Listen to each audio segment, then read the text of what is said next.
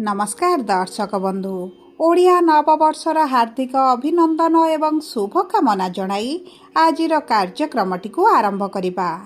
आमर आजिर एही भिडियोटी समस्त मेष राशिर व्यक्ति विशेषଙ୍କ ପାଇଁ बहुत अधिक गुरुत्वपूर्ण रहिछि। सेतिपई आपण धैर्यर सहित एही भिडियोटी को शेष पर्यंत देखंतु। आपणकर व्यस्त बहुल समय मध्यरु मात्र 10 मिनिट समय आपण निज पाई दियंतु। निज भविष्यत विषय रे जानंतु। देखंतु एही भिडियो रे आपण सेही 6टी भविष्यतवाणी विषय रे जानिबे जहा एही 2026-27 ओडिया नववर्ष मध्यरे ग्रहमानक गोचर अनुसार आपणक जीवन रे घटित हेबा पाई जाउछि एवं आपण लेखि रखंतु एहा संपूर्ण सत्य अटे। आपणक जीवन रे एही 2026 एवं 27 वर्ष रे एही सबु तारीख गुड़िकरे गुरुत्वपूर्ण घटना मान घटिबा पाई जाउछि जहा आपणकर भाग्य भविष्यत को परिवर्तन करिबो। किंतु सर्वप्रथमे जानि रखिबा अत्यंत आवश्यक जे समस्तंकर जन्म कुंडली भिन्न भिन्न होइथाय एवं पूर्व जन्मर कर्म अनुसार एही जन्मर कुंडली प्रस्तुत होइथाय। सेतिपई आपणक कुंडली अनुसार आपणक जीवन रे जहा सब घटिबार थिबो ताहा निश्चित घटिबो। किंतु धर्मशास्त्र एवं ज्योतिष शास्त्र साहाय्य आपण भविष्यत रे हेबाकु थिबा घटना विषय रे आगरु जानि परिबे एवं प्रतिकार मध्य करी बड़ घटना को छोट करि परिबे। ता सहित देखंतु ग्रह मानकर गोचर जहा समस्त ब्रह्मांडर गोचर करूछंती सेमाने आम समस्तक जीवन रे बड़ प्रभाव पकाई थांती। किछि ग्रहंकर गोचर राशि परिवर्तन आम मानकु शुभ फल प्रदान करंती एवं किछि ग्रहंकर गोचरटी अशुभ फल मध्य प्रदान करंती। सेतिपई एही 2026-27 ओडिया नववर्ष अनुसारे आपण देखिबे आपणक जीवन रे बड़ परिवर्तन आसीबो। किंतु परिवर्तन खराब ना भल जानिबा पई आपण भिडियोटी को शेष पर्यंत देखंतु। शेष पर्यंत देखिले आपण निश्चित भाव रे जानि परिबे कोन रहिछि सेही 6टी भविष्यतवाणी जहा एही वर्ष मध्य रे आपणक जीवन रे घटित हेबा पई जाउछि। किंतु भिडियोटी आरंभ करिबा पूर्वरु जदि आपणकर भी मेष राशि होइथाय एवं आपण भी ईश्वर को आंतरिक भक्ति एवं विश्वास करंती तेबे भिडियोटी को लाइक करंतु। कमेंट बॉक्स रे जय जगन्नाथ जय मां लक्ष्मी अवश्य लिखि दियंतु। ता सहित आम सह जोगाजोग करिबा पई भिडियोर मध्य भाग रे एक व्हाट्सएप नंबर टी दिया जाइछि। जो नंबर साहाय्य आपण आम सह जोगाजोग करी निजर नूतन कुंडली प्रस्तुत करि परिबे, कुंडली विश्लेषण कराई परिबे किंबा आपणकर चाकरी विवाह व्यवसाय प्रेम संपर्क शिक्षा स्वास्थ्य को नहीं किछि समस्या रहिछि ताहार सहजरे एवं स्वल्प मूल्य रे समाधान करि परिबे। सेतिपई आपण आम सह भिडियोर शेष पर्यंत जोड़ी होई रुहंतु एवं व्हाट्सएप नंबर माध्यम रे आम सह जोगाजोग करी खूब कम मूल्य रे आपणक समस्यार समाधान करंतु। एबे आसंतु कार्यक्रमटी को आग को बढ़ाइबा एवं सही 6टी भविष्यतवाणी विषय रे जानिबा जहा एही 2026-27 ओडिया नववर्ष अनुसार आपणक जीवन रे घटित हेबा पाई जाउछि। किंतु आपण ध्यान देई बुझिबार अछि जे केउ क्षेत्र रे एही परिवर्तन गुड़िक घटिबो। आपणकर शिक्षा ना क्यारियर ना प्रेम संपर्क ना वैवाहिक संपर्क ना आपणक स्वास्थ्य रे सेतिपई आपण टिके ध्यान देई देखंतु एवं बुझंतु। एबे आसंतु जानिबा आपणकर मेष राशि उपरे नक्षत्र अनुसार की प्रकार प्रभाव पड़िबा पाई जाउछि। ता सहित देखंतु जदि आपणकर राशिटी भी मध्य अन्य होइथाय किंतु लग्नटी मेष होइथाय तेबे मध्य आपणक उपरे एही मेष लग्नर प्रभावटा निश्चित भाव रे पड़िबा पाई जाउछि। देखंतु मेष राशि रा राश्याधिपति हेउछन्ति मंगल जे हेउछन्ति अग्नि तत्वर राशि एवं एही ओडिया नववर्ष आरंभरू मंगल उच्च स्थिति रे रहिबा पाई जाउछन्ति। ता सहित नवग्रहंकर सेनापति मध्य मंगल को कुहा जाए। देखंतु एही ओडिया नववर्षटी सूर्यंकर वर्ष माने राजांकर वर्ष एवं आपणकर राशिर स्वामी हेउछन्ति सेनापति। तेणुकरी वर्षटी मोटामोटी भाव में देखा गले आपणक पई शुभदायक रहिबो। किंतु शनिकर 7.5 जेहेतु 2025 मार्च रु आरंभ हो जाइछि आपणक जातक अनुसार शनिकर स्थिति आपणक जातक रे केमिति रहिछि सेही अनुसार शुभ प्रभाव कम बेसी मध्य होई पारे। देखंतु एही वर्ष आपणक स्वास्थ्य रे आपण उन्नति ଦେଖିବେ। ଆପଣଙ୍କର ରାଶ୍ୟାଧିପତି ନବମ ସ୍ଥାନରେ ଅବସ୍ଥାନ କରୁଥିବାରୁ ଆପଣଙ୍କର ପିତାଙ୍କ ସହିତ କିଛି ନୂତନ କାର୍ଯ୍ୟ ମଧ୍ୟ ଆରମ୍ଭ କରିପାରନ୍ତି କିମ୍ବା ପିତାଙ୍କ ଠାରୁ ସମ୍ପୂର୍ଣ୍ଣ ସହଯୋଗ ଆପଣଙ୍କୁ ପ୍ରାପ୍ତ ହେବ। ପୂର୍ବରୁ ଯଦି ପିତାଙ୍କ ସହିତ କିଛି ସମସ୍ୟା ଚାଲିଥିଲା ତାହା ମଧ୍ୟ ଆପଣଙ୍କର ଦୂର ହୋଇଯିବ। କିନ୍ତୁ ଯେଉଁମାନେ ଚାକିରି କରିଛନ୍ତି ସେମାନଙ୍କର ପ୍ରମୋସନରେ କିଛିଟା ବାଧା ବିଘ୍ନ ଦେଖାଦେଇପାରେ। ଏହି ଓଡ଼ିଆ ନବବର୍ଷ ଅନୁସାରେ ଆପଣ ଯଦି ଭୂମି, ଯାନ, ଭବନ, ବାହନ, ଭୂଷଣ କିଛି କ୍ରୟ କରିବା ପାଇଁ ଚିନ୍ତା କରୁଥିଲେ ତେବେ ଆପଣଙ୍କ ପ୍ରାପ୍ତିର ବହୁତ ଅଧିକ ଯୋଗ ବନୁଛି।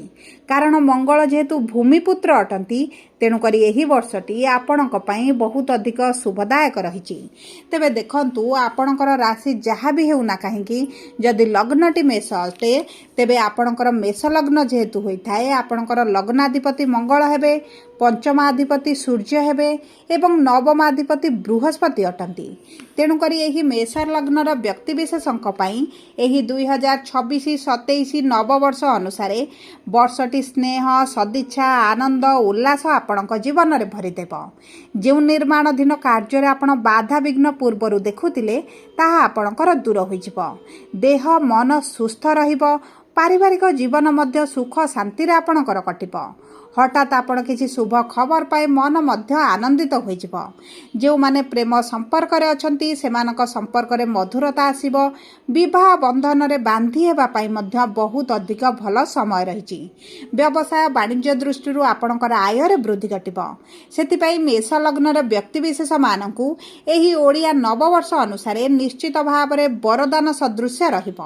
ସବୁ ପରେ ଆପଣଙ୍କର ଯେହେତୁ ଶନିଙ୍କର 7.5ଟି ଚାଲିଛି ସମସ୍ତ ମେଷ ଲଗ୍ନର ବ୍ୟକ୍ତିବିଶେଷମାନେ ପ୍ରତିଦିନ ସୂର୍ଯ୍ୟଙ୍କୁ ପ୍ରାତଃ ସମୟରେ ଜଳ ଅର୍ପଣ କରନ୍ତୁ। ପ୍ରତିଦିନ ହନୁମାନ ଚାଳିସା ପାଠ କରନ୍ତୁ। ଆପଣଙ୍କର ଅଧିକାଂଶ ବାଧା ବିଘ୍ନ ଦୂର ହୋଇଯିବ।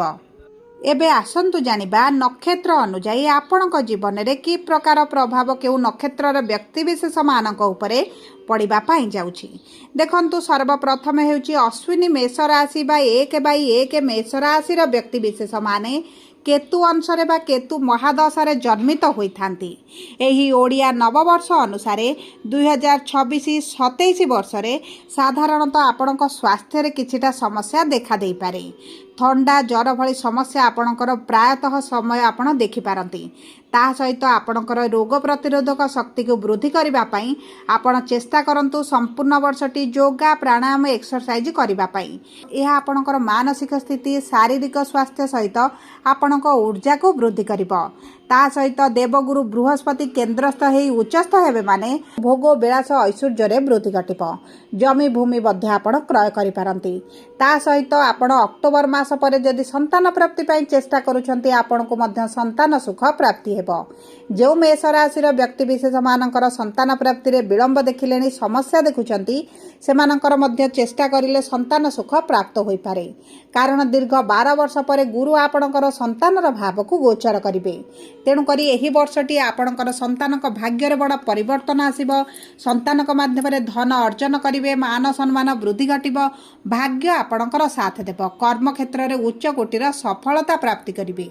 ଏବେ ଆସନ୍ତୁ ଜାଣିବା ଦ୍ୱିଜା ମେଷ ରାଶିର ବ୍ୟକ୍ତିବିଶେଷ ବା 2/1 ମେଷ ରାଶିର ବ୍ୟକ୍ତିବିଶେଷମାନଙ୍କର ଶୁକ୍ର ଅଂଶରେ ବା ଶୁକ୍ର ମହାଦଶାରେ ଜନ୍ମଗ୍ରହଣ କରିଥାନ୍ତି। ଏହି ବର୍ଷ ଏହି 2026-27 ଓଡ଼ିଆ ନବବର୍ଷ ଅନୁସାରେ ଆପଣଙ୍କର ନକ୍ଷତ୍ରାଧିପତି ଉଚ୍ଚ ଥିବାରୁ କଳା, ଅଭିନୟ, ଗୀତ, ନାଚ ଏହିସବୁ କ୍ଷେତ୍ରରେ ବହୁତ ଅଧିକ ସଫଳତା ଆପଣଙ୍କୁ ପ୍ରାପ୍ତି ହେବ। ଯଦି ଆପଣ ଏହିସବୁ କ୍ଷେତ୍ରରେ ନାମ ଅର୍ଜନ କରିବା ପାଇଁ ଚାହୁଁଥିଲେ ଏହି ବର୍ଷଟି ଆପଣଙ୍କ ପାଇଁ ଅତି ଉତ୍ତମ ରହିବ।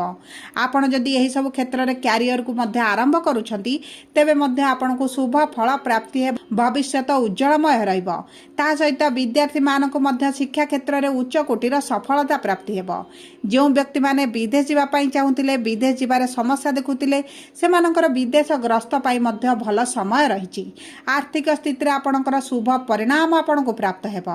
ଯଦି ଆପଣଙ୍କର ଅର୍ଥକୁ କେନ୍ଦ୍ର କରି କିଛି ସମସ୍ୟା ରହିଥିଲା, କିଛି କାର୍ଯ୍ୟ ଅଧାରେ ରହିଥିଲା ତେବେ ସେହି ସବୁ କାର୍ଯ୍ୟଗୁଡ଼ିକ ମଧ୍ୟ ଆପଣଙ୍କର ପୂରଣ ହୋଇଯିବ।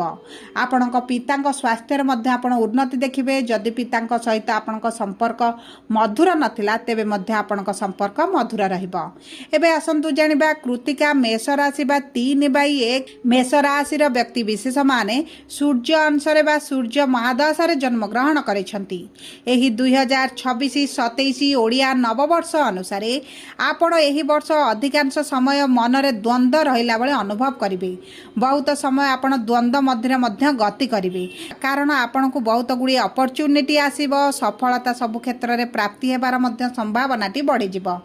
ଯଦି ଆପଣଙ୍କ କ୍ୟାରିୟରରେ ଆପଣ ପୂର୍ବରୁ ସମସ୍ୟା ଦେଖୁଥିଲେ, ଏହି ବର୍ଷ ଆପଣଙ୍କ କ୍ୟାରିୟରରେ ଆପଣଙ୍କୁ ନିଶ୍ଚିତ ଭାବରେ ସଫଳତା ପ୍ରାପ୍ତି ହେବ। ବହୁତ ଗୁଡ଼ିଏ ସୁଯୋଗ ଆପଣଙ୍କୁ ଆସିବ ଆପଣଙ୍କ କ୍ୟାରିୟରକୁ ଗ୍ରୋଥ୍ କରିବା ପାଇଁ। ତେଣୁକରି କର୍ମକ୍ଷେତ୍ର ସମ୍ବନ୍ଧିତ କ୍ଷେତ୍ରରେ କୃତିକା ମେଷ ରାଶିର ବ୍ୟକ୍ତି ବିଶେଷମାନଙ୍କୁ ବହୁତ ଅଧିକ ଲାଭ ପ୍ରାପ୍ତି ହେବ। ଗୁରୁଙ୍କର ସପ୍ତମ ଦୃଷ୍ଟି ଯେହେତୁ ଆପଣଙ୍କର ଏକାଦଶ ଭାବରେ ରହିବ, ଆପଣଙ୍କର ପୁରୁଣା ଇଚ୍ଛା ଅଭିଳାଷ ମଧ୍ୟ ଏହି ବର୍ଷ ପୂରଣ ହୋଇଯିବ। ବ୍ୟବସାୟୀମାନଙ୍କୁ ତ ନିଶ୍ଚିତ ଭାବରେ ସଫଳତା ପ୍ରାପ୍ତି ହେବ, ପ୍ରଫିଟ୍ରେ ବୃଦ୍ଧି ଘଟିବ। ନୂତନ ବ୍ୟବସାୟ ଯଦି ଆରମ୍ଭ କରିବା ପାଇଁ ଚାହୁଁଛନ୍ତି ଆପଣଙ୍କୁ ମଧ୍ୟ ସେଥିରେ ସଫଳତା ପ୍ରାପ୍ତି ହେଉଛି। ଏବଂ ଦେଖନ୍ତୁ ଆପଣଙ୍କର ପୈତୃକ ସମ୍ପତ୍ତିକୁ ନେଇ ଯଦି କିଛି ସମସ୍ୟା ଲାଗି ରହିଥିଲା ସେହି ସମସ୍ୟା ମଧ୍ୟ ଆପଣଙ୍କର ଦୂର ହୋଇଯିବ। ଆପଣଙ୍କ ଉପରେ ଯଦି କିଛି ମିଥ୍ୟା ଅଭିଯୋଗ ଆଲିଗେସନ୍ ଲାଗିଛି ସେଥିରୁ ମଧ୍ୟ ଆପଣ ବାହାରକୁ ଆସିବେ। ସବୁ ପରେ ଦେଖନ୍ତୁ ଅଶୁଭତ୍ୱକୁ ଦୂର କରି ଶୁଭାଶୁଭ ଫଳ ବୃଦ୍ଧି କରିବା ପାଇଁ ଆପଣ ପ୍ରତିଦିନ ମଙ୍ଗଳଙ୍କର ବୀଜ ମନ୍ତ୍ର 108 ଥର ପାଠ କରନ୍ତୁ ଏବଂ ମଙ୍ଗଳବାରର ବ୍ରତ କରିଲେ ଆପଣଙ୍କୁ ଅତି ଉତ୍ତମ ଫଳ ପ୍ରାପ୍ତି ହେବ। ଯଦି ଆପଣଙ୍କର ମେଷ ରାଶି ହୋଇଥାଏ ଭିଡ଼ିଓଟି କିଭଳି ଲାଗିଲା କମେଣ୍ଟ ବକ୍ସରେ ଲେଖି ଜଣାନ୍ତୁ। ଧନ୍ୟବାଦ।